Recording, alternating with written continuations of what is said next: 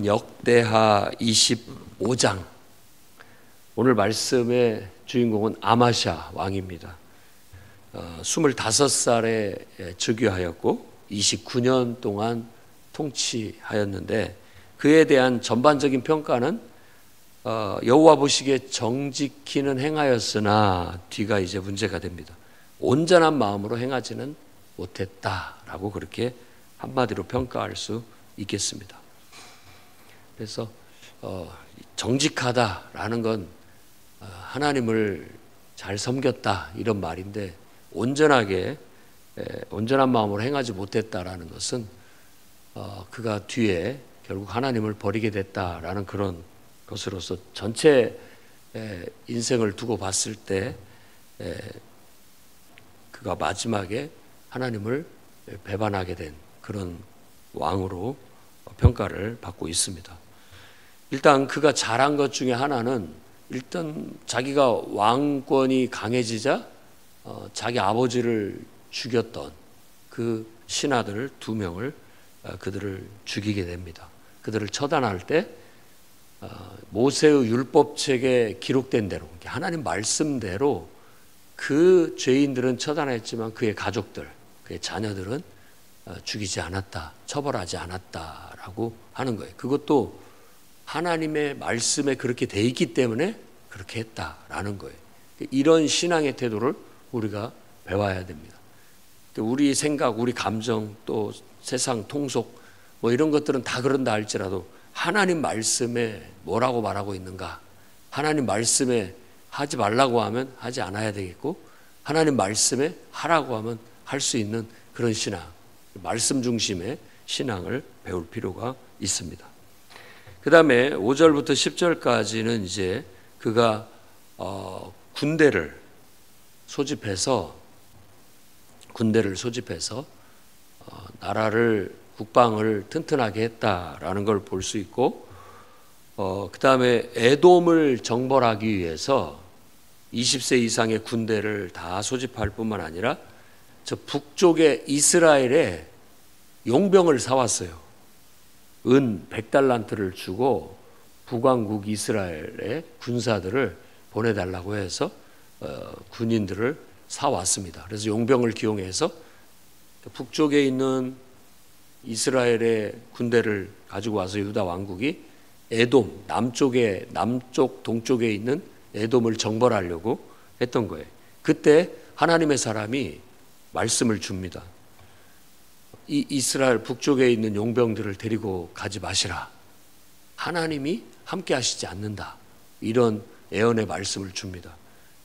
그러면은 돈을 은 100달란트를 주고 이 사람들을 다 지금 일꾼을 사왔는데, 그 사람들이 북쪽에서 온 이스라엘 사람들인데 하나님이 그들을 기뻐하지 않기 때문에 하나님이 함께 하지 못한다. 그러니까 그들을 돌려보내시라. 이렇게 얘기를 하는 거예요. 그러니까 왕이 고민이 되는 거예요. 하나님 말씀을 들을 것인지, 아니면 은을 100달란트나 주고 사왔는데 그 돈을 그럼 다 날리라는 말이냐. 이제 돈을 생각하면 보낼 수가 없고, 또 하나님 말씀을 생각하면 그들을 보내야 되겠고 라고 갈등하고 있을 때 하나님의 사람이 말합니다. 여호와께서 등이 이보다 은 100달란트보다 많은 것을 왕에게 주실 수 있습니다. 이게 바로 신앙이죠, 신앙. 북쪽에 하나님을 제대로 믿지 않는 그런 사람들의 도움을 받아서 승리를 얻는 것을 하나님이 기뻐하시지 않고, 그렇게 인간적인 힘을 빌어서 할 때 하나님이 함께 하시지 못한다. 그러니까 딱 그들을 보내고 하나님만 믿고 의지하고 순종해서 나아가라. 그래서 그가 과감히 금전적인 손해를 감수하고 그들을 돌려보내게 됩니다. 그랬더니 에돔과의 전쟁에서 큰 승리를 거두게 하셨다라고 그렇게 성경은 말하고 있어요. 그래서 이런 교훈을 배워야 됩니다. 내가 금전적인 손해를 볼지라도 하나님 말씀에 하지 말라고 하면 하지 않아야 되겠죠.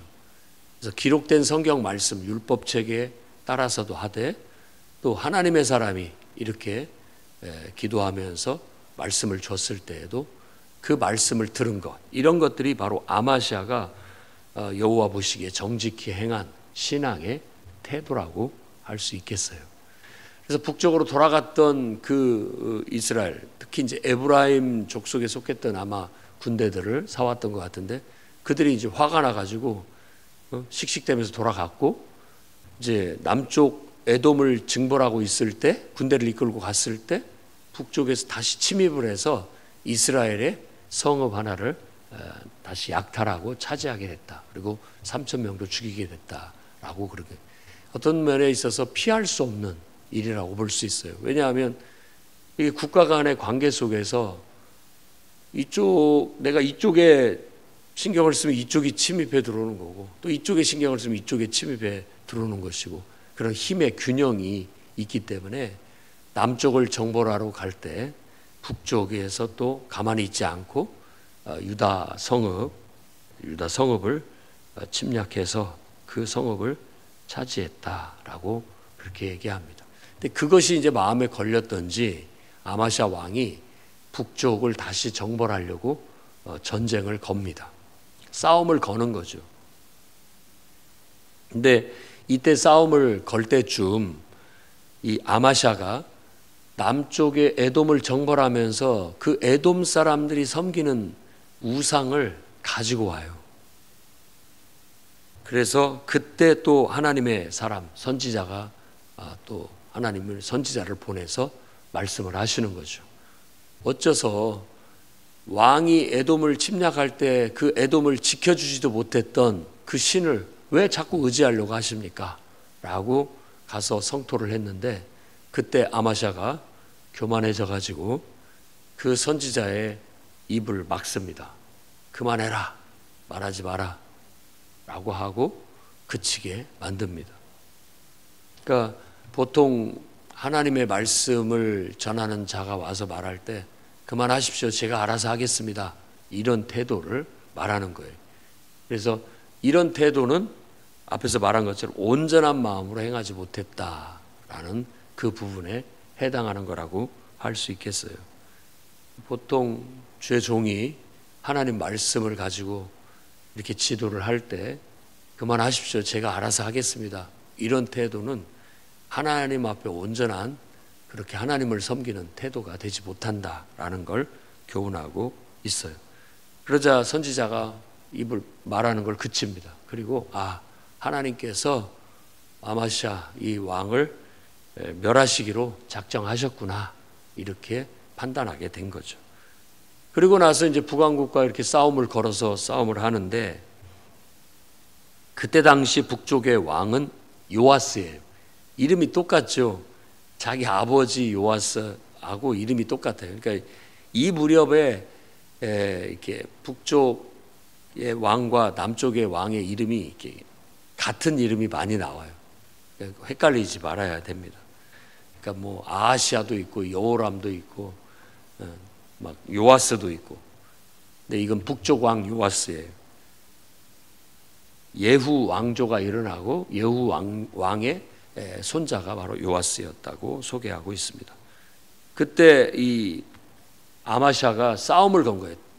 대면을 요구한 것은 싸움을 건 거예요. 왜 어찌하여 내가 에돔을 정벌할 때 너희들이 군대를 이끌고 와서 우리 땅을 빼앗아 갔느냐라는 걸 따지기 위해서 아마 대면을 요구한 것으로 볼 수 있어요. 그러니까 북쪽 왕 요아스가 그런 소리 하지 말고 그냥 조용히 있어라 라고 그렇게 얘기를 한 거죠. 네가 에돔을 쳤다고, 정벌했다고 교만하고 자긍해서 지금 너 스스로 화를 자초한다 라고 말하는데, 그 말이 요아스 입을 통해서 하나님이 하신 말씀이 아닐까라고 생각해 볼 수가 있습니다. 이 요아스가 왕에 대해서, 남쪽 아마시아 왕에 대해서 비유적으로 얘기할 때 레바논 가시나무가 레바논 백향목에게 네 딸을 내놔라 라고 하는 꼴이다, 그렇게 얘기를 하는 거예요. 레바논 하면은 이스라엘의 북쪽에, 이제 이스라엘보다 더 북쪽에 있는 그 나라인데, 지역을 얘기하는데, 거기에는 큰 산맥이 있어서 거기에 백향목을 아주 알아줍니다. 아주 좋은 목재로 쓰이게 되는 것이. 그런데 가시나무는 아주 보잘것없는 그런 나무죠. 그러니까 보잘것없는 것이 어떻게 보면 백향목, 그러니까 정말 귀족 집안의 딸을 내놔라, 내가 며느리로 삼아야 되겠다, 이렇게 요구하는 것과 같다. 택도 없는 소리 하지 마라, 이런 어떤 은유적인 표현이라고 할 수 있겠습니다. 그러자 전쟁은 벌어지게 됐고 결국 아마시아는 요아스에게 패배하고 포로로 잡혀요. 그러니까 요아스가 와서 예루살렘에 들어와 가지고 예루살렘에 있는 모든 은금 보물들은 다 빼앗아 가고, 아마시아의 아마 자식이나 또 측근들 볼모로 잡아 가지고 갑니다. 왕은 살려주죠.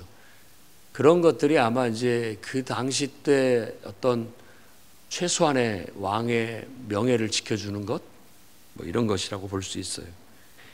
결국 그렇게 그가 그의 말처럼 교만하고 자긍하여서 하나님을 버리고 하나님을 의지하지 않고 에돔을 정벌하고 승리한 것을 자기 힘으로 한 것처럼 자기 공로로 생각하고 또 우상을 의지하고 이렇게 했던 모든 것들이 결국은 하나님을 버린 것이 되었고, 하나님의 진노 때문에 그는 그 전쟁에서는 질 수밖에 없었다라는 걸 보여주고 있고, 이렇게 큰 전쟁에서 실패를 경험하게 되면 그 신하들이 좋아할 리가 없어요.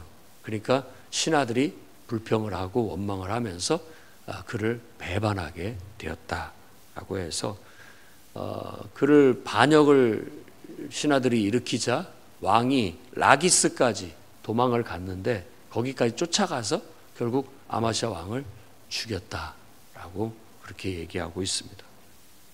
그러니까 불행한 결말이라고 볼 수 있는 것이죠.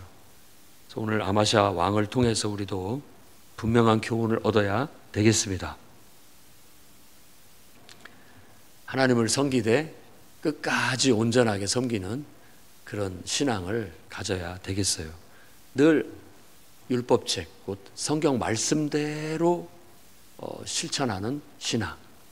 그리고 하나님의 사람이 말씀을 주셨을 때 금전적인 손해를 보더라도 내가 하나님 말씀에 순종할 수 있는 그런 태도.